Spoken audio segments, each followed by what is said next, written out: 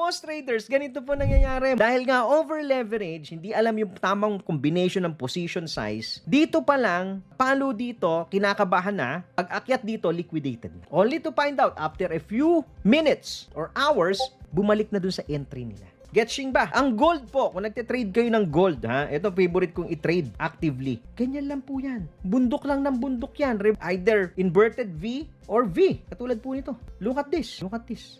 At dahil mataas yung leverage na ginagamit natin sa gold, ay konting pitik lang yan, tipi na tayo. Kasi scalping ang ginagawa natin sa gold eh. Kita nyo yun, kahit si Tito G naiipit. Okay? Wala pong perfect na trader, kahit ako naiipit ako. Pero nakakalabas ng buhay. Kasi I know how to manage my trade, di ba? Meron akong trade plan kung paano ko siya i-rescue. So if you want to stay longer in this game, in trading, it doesn't matter if you're trading stocks, crypto, forex, doesn't matter. Ang tingin ko dyan, pare-parehas lang, puro